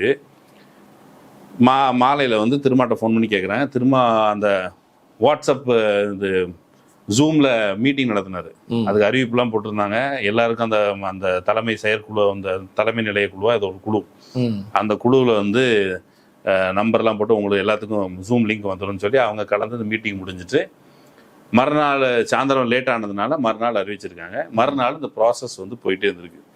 சமூக வலைதளத்தில் என்ன கேட்குறாங்க, 2 சீட்டு தானே, ஒன்று வரேன்னு சொல்லணும், வரலாம் வரமாட்டேன்னு சொல்லணும், எதுக்கு இவ்வளோ தாமதப்படுத்துறீங்கன்னு சில பத்திரிகையாளர்களும் கேட்டாங்க. பிரச்சனை அவங்க கட்சிக்குள்ளே பேசி முடிவெடுத்து ஒரு நாள் தாமதமாக போகிறதுனால அவங்களுக்கு என்ன பிரச்சனை. இன்னொன்று இதுக்கு நடுவில் சேர்ந்து கொண்ட கிசு திமுக அதிமுக கூட்டணி, திமுக அதிமுக கூட்டணி அப்படி திமுக அதிமுக கூட்டணி முதல்ல பேச்சுவார்த்தை நடக்கலை. திமுக அதிமுக கூட்டணி பேச்சுவார்த்தை நடக்கலை, நல்லா புரிஞ்சுக்கணும். திமுக எதிர்கட்சிங்கிற பொசிஷனை நீங்கள் சொல்கிற அந்த மொத்த நரேஷன்லேயே அங்கேயுமே விட்டு கொடுக்கல. திமுக எதிர்கட்சியாக தான் இருக்கும் அப்படிங்கிற பொழுது எதிர்கட்சியாக தான் இருக்கும்னு திமுக சொன்னதுக்கு பிறகு ஆட்சி அமைக்கிற அந்த கொஸ்டினே வரல. திமுக ஆட்சி அமைக்கிறத பற்றி பேசலை. அப்போ அதிமுக ஆட்சி அமைக்கிறதுக்காக சப்போர்ட் பண்ணி இங்கே வந்து உரையாடல்கள டிஸ்கஷன் நடந்த பொழுது திமுக கிட்ட இந்த சைடு ஏதோ தூது விட்ட பொழுது அப்படிலாம் ஒன்றும் பண்ண முடியாது, அது சரியாக இருக்காது அப்படிங்கிற பொழுது தான் சரி ஒரு காமனான தலைவராக இருக்கிற திருமாவை பொசிஷன் பண்ணலாமான்னு ஒரு டிஸ்கஷன் நடந்திருக்கு. அவர் சிஎம் கேண்டிடேட். இந்த டிஸ்கஷன் அலுவல் பூர்வமாக நடக்கவில்லை அப்படின்னு சொல்றாரு. சிஎம் இதுக்கு இடையில முன்னாள் சிஎம் இதுக்கு இடையில பார்த்த போதும் கூட நீங்க உங்க முடிவுல கன்சிஸ்டண்டா இருங்க, நீங்க பண்ணுங்க, இதை குறித்து அவர் பேசலை அப்படிங்கிறத அழுத்தம் திருத்தமாக திரும்ப சொல்றாரு. வெளியில அன்அஃபிஷியல் சோர்சஸ் நடந்திருக்கு. இனிஷியேட் பண்ணது யாரு? ஏடிஎம்கே, எடப்பாடி ஆட்சி வர்றதுக்கு முயற்சி பண்றாரு. அவர் சிஎம் ஆகிறதுக்கு எடப்பாடி கொண்டு போறாரு, முயற்சி பண்றாரு. அதான் டிஎம்கே சைட்ல அன்அஃபிஷியலா அவங்க கிட்ட நடந்த பேச்சுவார்த்தை வந்து வேணா காமனா திரும்ப வந்து முதல்வராக்குவோம், நாங்க வெளியில இருந்து ஆதரவு தர்றோம். அது வந்து என்ன சொல்றாங்க, அது வந்து நீங்க விஜய்க்கு பயந்து எல்லாரும் முயற்சி பண்ணிட்டீங்க அப்படின்னு ஒரு நரேஷன் செய்யப்படுது. இப்போ விஜய்க்கு பயப்படுறோமா வேணாமா அப்படின்னு ஒரு கேள்வி. விஜய்க்கு பயப்படுறது சரியா தவறா அப்படின்னு ஒரு கேள்வி. தமிழ்நாட்டில் ஏற்கனவே அனுபவம் இருக்குது. 1975, 76 திமுக அரசாங்கம் கலைக்கப்பட்டது. கலைக்கப்பட்டது பிறகு 1977 எம்ஜிஆர் ஆட்சிக்கு வர்றாரு. 77 ஆட்சிக்கு வந்தார். 87 அவர் சாகிறது வரைக்கும் அவர் தான் ஆட்சி செஞ்சார். இது தமிழ்நாட்டில் பார்த்தோம். எதனால் அவருடைய கான்ட்ரிபியூஷன் என்ன, எம்ஜிஆருடைய கான்ட்ரிபியூஷன் என்னன்னு கேட்டால், எம்ஜிஆருக்கு மக்கள் செல்வாக்கு இருந்தது ரைட்டு. 1987 இந்தியா டுடேல அன்னைக்கு வந்த அசஸ்மெண்ட், யாரெல்லாம் சமூக ஆர்வலர்கள், கம்யூனிஸ்டுகள், இடதுசாரிகள், முற்போக்காளர்கள் எல்லாரும் வந்து டேட்டா செக் பண்ணட்டும். அந்த 10 வருஷத்துல தமிழ்நாடு அதனுடைய முன்னேற்றம் தேக்க நிலையில் இருந்தது. இருண்ட காலம்னு சொல்லலாம். சாராய வியாபாரிகள் கொளுத்து திரிஞ்சாங்க. பெரிய பண்ணையார்கள் அவங்களுக்கு வந்து கலைஞர் ஆட்சியை என்ன பண்ணுச்சு, கலைஞர் ஆட்சி வந்து நில உச்சவரம்பு சட்டம் கொண்டு வருது. பண்ணையார்கள்ட்ட இருந்த நிலத்தை கைப்பற்றுறதுக்கான முயற்சிகள் நடக்குது. இவர் என்ன பண்றாரு, பண்ணையார்களுக்கு வந்து போதுமான அளவு அந்த கடன் தள்ளுபடிங்கிற பேர்லையும் பல்வேறு வகையிலையும் பெரிய பெரிய பணக்கார விவசாயிகள் பலன் பெறுவதாக ஒரு ஆட்சியை நடத்துறாரு. மற்றபடி ஏழைகளுக்கு கொஞ்சோண்டு சத்துணவு, சோறு போடுறது, இதை தாண்டி வேற எதுவும் நடக்கல. அந்த 10 வருஷத்துல தமிழ்நாட்டினுடைய தொழில் முன்னேற்றம் ஸ்டாக்னண்டா இருந்தது, 0 அப்படிங்கிற மாதிரி இந்தியா டுடே அன்னைக்கு கவர் பண்ணுது. அந்த அனுபவத்துல இருந்து பார்க்கும் பொழுது திரும்பியும் இந்த எந்த அரசியல் பின்புலமும் இல்லாம வெறும் அரசியல ஒரு விளையாட்டா மாதிரி கருதிக்கிட்டு ஒரு விஜய் வந்தா, அந்த விஜய் தமிழ்நாடு இதுகாரம் இந்த சிபிஐயோ சிபிஎம்மோ விடுதலை சிறுத்தைகளோ அல்லது இதர கட்சியினர் எல்லாரும் ஒத்துக்கொள்வது தமிழ்நாடு இரட்டை இலக்கத்தை, அதனுடைய ஜிடிபி, உள்நாட்டு உற்பத்தி அப்படிங்கிறது முன்னேறி இருக்குது. தமிழ்நாட்டில் பரவலான மக்கள் நல திட்டங்கள் நடைமுறையில் இருக்குது. உங்களுக்கு சில குற்றங்கள் குறைகள் இருக்கலாம், விமர்சனங்கள் இருக்கலாம். அதன் பொருள் அந்த இடத்துக்கு விஜயை கொண்டு வர அளவுக்கு ஒன்றும் பிரச்சனை இல்லை. விஜய் இந்த விஷயத்தில் எப்படி பெர்ஃபார்ம் பண்ணணும்னு உங்களுக்கு தெரியாது. எப்படி பெர்ஃபார்ம் பண்ணதுக்கு வாய்ப்பு இருக்குதுன்னு கேட்டால் அது வந்து இந்த பக்கம் நீங்கள் எம்ஜிஆர் தான் பார்க்கணும். தமிழ்நாட்டில் எம்ஜிஆர், அதுக்கப்புறம் ஜெயலலிதா அம்மையார் என்ன பண்ணாங்கன்னு கேட்டால், ஆடுகோழி வெட்ட தடை, கட்டாய மதமாற்ற தடை சட்டம், பாபரி மஸ்ஜித் இடிக்கிறதுக்கு ஆதரவு, அப்புறம் வந்து இந்து முன்னணி ஆர்எஸ்எஸ் சங் பரிவார அமைப்புகளுக்கு ஆதரவு, பாபரி மஸ்ஜித் இடிக்கப்பட்டதுக்கு முன்ன ராமர் கோயில் கட்டுறதுக்கு தமிழ்நாட்டில் கையெழுத்து இயக்கம், இப்படியான ஒரு ஆர்எஸ்எஸ் ஆட்சியை தான் ஜெயலலிதா நடத்தினாங்க. அப்போ தமிழ்நாட்டில் எம்ஜிஆரை பார்த்துருக்கோம், ஜெயலலிதா பார்த்துருக்கோம். அந்த வரிசையில் இவங்க 2 பேரையும் தங்களுடைய ரோல் மாடல்னு சொல்ற விஜய், இவன் மாற்று அரசியல் சொல்ற விஜய்க்கு எம்ஜிஆரும் ஜெயலலிதாவும் ரோல் மாடலாக இருக்கக்கூடாது. பொலிட்டிக்கலாக லெஃப்டில் இருக்கிறவருக்கு இவங்க 2 பேரும் ரோல் மாடலாக இருக்க முடியாது. ஆனால் இவங்க ரோல் மாடல்னு சொல்கிற விஜய் திரும்ப வரும் பொழுது நீங்கள் கூடுதல் எச்சரிக்கையோடு பயப்பட தானே வேணும். திமுக நான் ஆட்சி அமைக்க போகிறேன், எங்கள் ஆளை கொண்டு உட்கார போகிறேன்னு வச்சுன்னு சொன்னால் அது வந்து தப்பு, இல்லெஜிட்டிமேட், தப்பு. எடப்பாடி பதவி வெறி கொண்டு மேலே வரணும்னு நினைக்கிறான்னு சொன்னால் அதையும் கூட ஸ்டாப் பண்ணி ஒரு பொது வேட்பாளர்னு சொல்லும் பொழுது அதை கன்சிடர் பண்ணி பேச்சுவார்த்தை தான், அது வந்து பெருசாக விவாதிக்கப்பட்டு அது வந்து எஸ்டாப்ளிஷ் ஆகலை, அது சும்மா பேச்சுவார்த்தை போயிட்டு இருந்திருக்கு. இதனாலேயே திரும்ப தாமதப்படுத்திட்டாரு. திருமாவுக்கு பதவி வெறி இதை பேசுகிற நபர்கள் எல்லாருக்கும் தெரிஞ்ச வரும். திருமாவுக்கு நீண்ட காலமாக தமிழ்நாட்டில் இந்தியா முழுக்க ராம்விலாஸ் பாஸ்வான்லேருந்து ராம்தாஸ் அத்தாவலேருந்து இன்னும் பல தலித் தலைவர்கள் பட்டியல் வகுப்பை சார்ந்தவர்கள் பிஜேபி கிட்ட போயிட்டாங்க. பிஜேபி பதவிக்கே போயிட்டாங்க.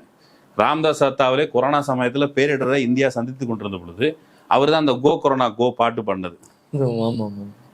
மோடி ஆட்சிக்கு வந்ததுக்கு பிறகு மோடியை பார்த்து பாட்டு பண்ணார். இப்போ நீங்க ஆட்சிக்கு வந்துட்டீங்க, ரொம்ப சந்தோஷம், ஆனா எனக்கு நீங்க பதவி கொடுக்கலன்னு எனக்கு வருத்தம் அப்படின்னு இந்தியில பாட்டு பாடுறாரு. அந்த ராம்தாஸ் அத்தாவலேக்கும் திருமாவளவனுக்கும் ஒரு மலைக்கும் மடுவுக்குமான தூரம். இது திரும்ப ஒத்துக்க மாட்டாரு. ஆனால் என்னோட அபிப்பிராயம், அவர் வந்து தொடர்ச்சியா பாஜக சங் பரிவார அமைப்புகளுக்கு எதிராக ஃபைட் பண்றாரு. அப்ப அவருக்கு எதிரான அலிகேஷன் திரும்ப திரும்ப திரும்ப வைக்கப்படுது. அவரை போய் பதவி வெறின்னு வெளியில சொல்றாங்க. இல்ல அவரை பதவி வெறின்னு சொல்றாங்கல்ல. இப்ப யாருக்கு அவர் மேல அவருக்கு பதவி வெறி அவதூறு பரப்பணும்னு நோக்கம் இருக்கும். ஃபர்ஸ்ட் RSS சங் பரிவார அமைப்புகள் அவர் பேரை டேமேஜ் பண்ணும். ஒருவேளை அவர் அங்க போய் செட்டில் ஆயிட்டாருன்னா அவருக்கு வந்து பதவி ஆசையே இல்லை, கட்டாயப்படுத்தி கொடுத்தான்னு கூட சொல்லுவாங்க. அவர் போகாதனால பதவி வெறி. ஏன் விஜய்க்கு பதவி வரி இருக்கும் பொழுது ஏன் திரும்ப பதவி வரி இருக்க கூடாதான்னு நான் கேட்கிறேன். பதவி வரி இருந்தா என்ன தவறுன்னு கேட்கிறேன். பதவி வரி இருக்கட்டுமே, இருந்தா என்ன, திரும்ப பதவி வரியில பதவிக்கு வராருனாக்க வந்துட்டு போட்டுமே. ஏன் விஜய்க்கு பதவி வரி இருக்கும் பொழுது எடப்பாடி சிஎம் ஆகிறதுக்கு பதவி வரியில தன்னுடைய ஆயுட்கால எதிரியான திமுக கிட்ட போய் கூட்டணிக்கு பேசும் பொழுது ஏன் திருமாவுக்கு வந்து பதவி வரி இருக்கக்கூடாதா? அதான் சொல்றேன். அப்போ எடப்பாடிக்கு மாஃபு, விஜய்க்கு மாஃபு. விஜய்க்கு இந்த அரசியல் அவர் தமிழ்நாட்டில் முன்னணியாளர்கள்ங்கிற மாதிரி எம்ஜிஆரையும் ஜெயலலிதாவையும் தான் சொல்றாரு. இந்த அளவுக்கு மட்டுமே விஜய்க்கு பொலிட்டிக்கல் அறிவு இருக்கிற அவருக்கு சிஎம் ஆகணும்னு ஆசை இருக்குது. அது பதவி வெறி இல்லை. ஆனால் திருமாவுக்கு வர்றது பதவி வெறி அப்படின்னு பேசுறது கொஞ்சம் நிதானிச்சு பேசணும். அஃப்கோர்ஸ் அவர் பேசுனதுல உங்களுக்கு குழப்பங்கள் இருக்குது, மாற்று கருத்துக்கள் இருக்குது. அவர் வந்து இந்த ஜோசியரை பத்தி பேசுனது நமக்கும் மாற்று கருத்து தான். அவர் அப்படி பேசியிருக்க வேண்டாம். ஆனா கட்சியா பொலிட்டிக்கலா வன்னியரசு அவர் சட்டமன்றத்திலே கண்டிச்சு பேசினாரு ஜோசியர் நியமனத்தை பத்தி. அதுக்கு பிறகு இந்த குறிப்பிட்ட விஷயத்துல இந்த கூட்டணி விவகாரத்தை பத்தி அவர் வெளியில பேசினாரு. பேசும்போது ஆக்சுவலி ஒரு ஸ்மால் கிளாரிஃபிகேஷன். அவர் வழக்கமா எல்லாரும் ஃப்ரீயா பேசுற மாதிரி அவர் வந்து ஆமா அந்த பேச்சுவார்த்தை நடந்தது இப்படி பேசினாங்க. அவர் பேசும்போது நல்லா கவனிச்சு பார்த்தீங்கன்னா நியூஸ் 18ல கொடுத்த பேட்டியில, இங்க நான் அழுத்தி கேட்டேன் அந்த பேட்டியில, நியூஸ் 18ல கொடுத்த பேட்டியில அவர் என்ன சொல்றாரு, கிசுகிசுவாக பேசப்பட்டது தொடர்பாக ஒரு அபிப்பிராயம் கேட்கப்பட்டதை ஒழிய நீங்க இதுல பார்ட்டிசிபேட் பண்றீங்களான்னு சிஎம் கேட்கல, சிஎம் வலியுறுத்தல. சிஎம் வந்து நீங்க இடதுசாரிகள் எடுக்கிற முடிவை நீங்க கொண்டு போங்க அப்படின்னு தான் அண்ணன் சொன்னார் அப்படின்னு சொல்றாரு. ஆனா இதை வலிந்து அவர் மேல திணிக்கிற ஒரு ப்ரெஷர், அந்த ப்ரெஷர் எனக்கு எப்படி இருந்துச்சுன்னா, இது வந்து ரொம்ப ரொம்ப ஹைப்பா இருக்கும். இதை வந்து நான் எவ்வளவு வசதி சொன்னாலும் இதை நீங்க குறைச்சி புரிஞ்சுக்கோங்க. அதனால சொல்றேன். காந்தி வந்து உண்ணாவிரதம் இருக்கிற இந்த எரோடா சிறையில, அப்போ வந்து எரோடா சிறையில காந்தி இருக்கும் பொழுது காந்தி எங்க செத்துற போறாரோ நீங்க எடுக்கிற முடிவால காந்தி செத்துற போறாரு, டக்கு புக்குன்னு நீங்க வந்து இந்த பூனா ஒப்பந்தத்தில் கையெழுத்துக்கணும்னு சொல்லி அவரை கட்டாயப்படுத்தி வதைப்படுத்தி சொன்னாங்க. அப்படி அந்த அந்த அளவுக்கு நீங்க பொலிட்டிக்கலா வசதி திரும்ப புகழ்றதுக்காக சொன்ன புரிஞ்சுக்க வேண்டாம். ஆனா அப்படியான ப்ரெஷர் வந்து அவர் மேல போடப்பட்டு இப்போ அவர் கூட இருந்த காங்கிரஸ் போயிடுச்சு, சிபிஐ போயிடுச்சு, சிபிஎம் போயிடுச்சு. இப்போ கடைசியில் என்ன ஆயிடுச்சு, நீங்க கொடுக்காத 2 சீட்டால தான் இன்னைக்கு தாவேக்கு ஆட்சி அமைக்க முடியல. நீங்க வந்து ஒரு பதவி வெறிக்காக, பதவி ஆசைக்காக நீங்க வந்து ஒரு லெஜிட்டிமேட்டான இடதுசாரிகளோட நீங்க முற்போக்கா, காங்கிரஸை விட உங்களுக்கு அரசியல் பாரம்பரியம் இருக்கா, வந்து உடனே ஆட்சிக்கு வந்து ஆதரிக்க வேண்டியதானேங்கிற இந்த கேள்வி இருக்குல்ல. ஏன் விஜய்க்கு அவசரமா ஆதரவு கொடுக்க வேண்டிய தேவை என்ன இருக்குது? விஜய் என்ன சொன்னாரு? ஒன்றும் இல்லை, விஜய் விசிகா, சிபிஐ, சிபிஎம், காங்கிரஸ் எல்லாத்தையும் கல்லாப்பட்டி கூட்டணி தான் சொன்னாரு. நம்மளை போய் கல்லாப்பட்டி கூட்டணி சொல்லிட்டானே, இவங்க கூட எப்படி போய் சேர்றதுன்னு கூட யோசிக்க வேண்டாமா? அது 2 நாள் கூட எடுத்துக்கூடாதா? நம்மளை வந்து கேவலமாக பேசினா கூட நம்ம கூட்டணி வைக்கிறோமே, கொஞ்சமாக யோசிக்க வேண்டாமா? அப்போ இவ்வளோ காலமாக நம்ம திமுக கூட்டணியில் ஒரு அலையன்ஸில் இருந்துருக்கிறோம். அலையன்ஸ் நீண்ட காலமாக இருக்கிறதுனால நட்பு உருவாயிருக்கும். இதுலேருந்து கூட்டணிலேருந்து இன்னொரு கூட்டணிக்கு நம்ம ஆதரவு தெரிவிக்கிறத பற்றி நம்ம கொஞ்சம் பரிசீலிப்போம். நம்ம தோழர்கள் என்ன நினைப்பாங்க, தொண்டர்கள் என்ன நினைப்பாங்க, இதில் குறித்துலாம் பரிசீலிக்கிறதுக்கு ஒரு தலைவருக்கு ஒரு நார்மலா ஒரு இடத்துல இருந்து இன்னொரு பொசிஷன் போறதுக்கு சாதாரணமா ஒரு கால அவகாசம் அதையே கொடுக்க மாட்டேன் அப்படின்னு சொல்றது வந்து ஒரு தப்பான அணுகுமுறை, அவர் மேல போடப்பட்ட ப்ரெஷர். அண்ட் இன்னொன்னு, டிஎம்கே ஏடிஎம்கே அலையன்ஸே இல்லெஜிட்டிமேட் அப்படின்னு சொல்றாங்கன்னா, முதல்ல இந்திய வரல, அது வந்து லெஜிட்டிமேட் இல்லெஜிட்டிமேட் ஒன்னே ஒரு விஷயம் தான். டிஎம்கே ஏடிஎம்கே கூட்டணி வச்சா திராவிட அரசியலையே இரலவெண்ட், அது திராவிட இயக்கங்களே வந்து சந்தர்ப்பவாதிகள், அவங்க திமுக அதிமுக கூட்டணி வந்து ஒரு புதியவரை வர்றதை தடுத்துட்டாங்க அப்படிங்கிற விவாதத்துக்காக மட்டுமே அதை வந்து நீங்க செய்யலாமான்னு கேட்கலாம். ஆனா ஜெயலலிதா பிஜேபியோட கூட்டணி வச்சிருக்காங்க, பிஜேபி ஜெயலலிதாவோட கூட்டணி வச்சிருக்குது, திமுகவோட பிஜேபி கூட்டணி வச்சிருக்குது, திமுக ஆரம்பத்துல ராஜாஜியோட கூட்டணி வச்சிருக்குது. இதை பார்த்துட்டு ஐயோ எனக்கு ஷாக்கா இருக்கேன்னு சொல்றவங்கள பார்த்தா எனக்கு முன்ன ஷாக்கா இருக்கு. பிஜேபி மக்கள் தேசிய கட்சி அங்க காஷ்மீர்ல கூட்டணி வச்சிருக்கு, பிஜேபி நேரடியா அவங்க இந்தி தேசியவாதம் பேசுறவங்க, சிவசேனா வந்து லோக்கல் உள்ளூர் அளவுல இனவாதம் பேசினாங்க, அவங்களோட கூட்டணி வச்சிருக்குது. இந்தியா அலையன்ஸ் இருந்த பொழுது இந்தியா அலையன்ஸுக்குள்ள வேற வேற முகத்தை திருப்பிக்கிட்டாலும் அந்த இந்தியா அலையன்ஸுக்குள்ள சிபிஎம் இருந்தது, இந்தியா அலையன்ஸுக்குள்ள சிவசேனா இருந்தது, இந்தியா அலையன்ஸுக்குள்ள தான் காங்கிரஸ் இருந்தது, இவங்க எல்லாரும் இருந்தாங்க. ஒருத்தர் மூஞ்சி திருப்பிக்கிட்டாலும் காங்கிரஸ் வந்து கேரளா சிபிஎம்மோட சண்டை போட்டுக்கும், ஆனா ஒரு இந்தியா அலையன்ஸ்ல இருந்தாங்களா இல்லையா? சிவசேனா வந்து ஒரு மதவாத சக்தியாக செயல்பட்டு மும்பையில் இஸ்லாமியர்களுக்கு எதிராக, கிறிஸ்தவர்களுக்கு எதிராக, குறிப்பாக இஸ்லாமியர்களுக்கு எதிராக வன்முறை நிகழ்த்தியது, தமிழர்களுக்கு மதராசிகளுக்கு எதிராக வன்முறை நிகழ்த்தியது. இந்தியா அலையன்ஸ் வந்து ஒரு கிரைசிஸ் காலத்தில் பிஜேபி வருதுங்கிற போது அப்படியான அலையன்ஸ் ஏற்படுத்திக்கிட்டாங்க. அதனால ஐயோ இந்த அலையன்ஸை பற்றி நீங்கள் யோசிக்கலாமா, தீட்டுப்பட்டுருமேன்னு யோசிக்கிற அளவுக்குலாம் ஷாக் இல்லை. என்ன பேசுறதுக்கு நமக்கு உரிமை இருக்குன்னா, இந்த கூட்டணி வந்தால் தமிழ்நாட்டில் திராவிட இயக்கங்கள், திராவிட கட்சிகள் அது வலுவிழந்து போய்விடுமோ, அந்த பொலிட்டிக்கல் ரெலவன்ஸுக்கு எதுவும் காயம் ஏற்பட்டுருமோ, நாம சொல்ற மதசார்பற்ற முற்போக்கு தளம் அந்த அரசியலுக்கு ஏதாவது அவ்வளவுதான் யோசிக்க முடியுமே தவிர, இதுவே ஒரு இல்லெஜிட்டிமேட் ஆச்சே, இது எப்படி நீங்க கூட்டணி வைக்கலாம்னு ஷாக்காகிற அளவுக்கு ஒண்ணுமே இல்லை. இந்த டிஸ்கஷனை இவ்வளவு நிதானமா நடத்துறதுக்கு மாறா ஒரு காமன் மினிமம் ப்ரோக்ராம் இல்லாம அவசர கதியில விஜயை நம்பி ஆதரிக்கலாமா, விஜய் அவ்வளவு நம்பத்தகுந்தவரா அப்படிங்கிற கேள்விக்கு அழுத்தம் கூட விவாதிக்கிறதுக்கு மாறா முழுக்க முழுக்க திருமாவை நோக்கி டார்கெட் பண்றது இருக்குல்ல, அது வந்து நம்ம முகாமுக்கு திருமா வந்து இந்த தமிழ்நாட்டை பொறுத்த மட்டில் நான் சொல்றேன், பட்டியல் சாதி மக்கள் மத்தியில் அரசியல் பேசி அவங்கள ஆன்டி பிஜேபி மைண்ட் செட்டுக்கு வளர்த்தெடுக்க முயற்சி பண்ணிக்கிட்டே இருக்கும் பொழுது, ஒரு பக்கம் பட்டியல் சாதி மக்களை அங்கிருந்து பிடுங்கி வேற ஒரு இடத்துக்கு கொண்டு போறதுக்கான முயற்சி நடக்குது. அப்போ நீங்க அவர் கரத்தை பலப்படுத்தி அந்த வேலைகளை செய்யணும். இன்னொன்று, ஒரு வேளை இந்த ப்ராசஸ்ல இந்த அழுத்தமே வந்து மாதிரி அழுத்தங்களே கூட ஒருவேளை மினிஸ்ட்ரியில பங்கெடுக்கிறாங்க அப்படிங்கிற பட்சத்தில் எனக்கு மினிஸ்ட்ரியில இதெல்லாம் இந்த கேள்விகள்லாம் இருக்கும்போது அவர் மினிஸ்ட்ரியில பங்கெடுத்தாலும் நமக்கு உடன்பாடு இல்லை. உங்களுக்கு வேற மாற்று கருத்து இருக்கலாம். எனக்கு மாற்று கருத்து இருக்கு. மினிஸ்ட்ரியில பங்கெடுத்தாலும் தவறுல தான் நான் சொல்லுவேன். எனக்கு இந்த மினிஸ்ட்ரியில பங்கெடுக்காம இருக்கலாம். இது வந்து ஒரு ஸ்டேபிளான கவர்மெண்டா இருக்க போறது இல்லை.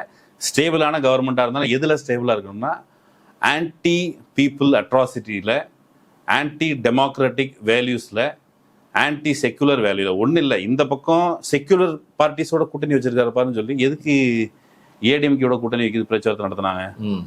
இந்த பக்கம் டிஎம்கே ஏடிஎம்கே அலையன்ஸ்க்கான முயற்சி நடந்து கொண்டிருக்கும் பொழுது நான் கேள்விப்பட்ட வரையில் ராகுல் காந்தி மேல இருந்து, ராகுல் காந்தியோ காங்கிரஸோட ஹைகமாண்டோ இந்த பக்கம் மார்டின் ஃபேமிலியை வச்சு அதிமுக ரெண்டா பொழந்திருக்குது. இப்ப அந்த அதிமுக உடைச்சது வந்து ராகுலுடைய தலையீடு இருந்திருக்குது. அதை செக் பண்ணிக்கலாம். ராகுல் தலையீடோட அதிமுக தமிழ்நாட்டிற்கு ஒரு திராவிட கட்சி உடைக்கப்பட்டிருக்கு. யாரு? விஜய் நரேன் பொருட்டு. சரியா? ஒரு தமிழ்நாட்டில் ஒரு பார்ட்டியை ஒரு மார்டின் ஃபேமிலி விலைக்கு வாங்கியிருக்கு. அவங்க வந்து அந்த எலக்ட்ரல் பாண்ட்ல காசு கொடுத்தது போக எதுக்கு நம்ம எவ்வளவு காசு கொடுத்துட்டு இருக்கணும், இவ்வளவு காசை மொத்தமா சேர்த்து வச்சு ஒரு பார்ட்டியை வாங்கிடலாம்னு சொல்லி ஒரு பார்ட்டியை வாங்கியிருக்காங்க. சரியா?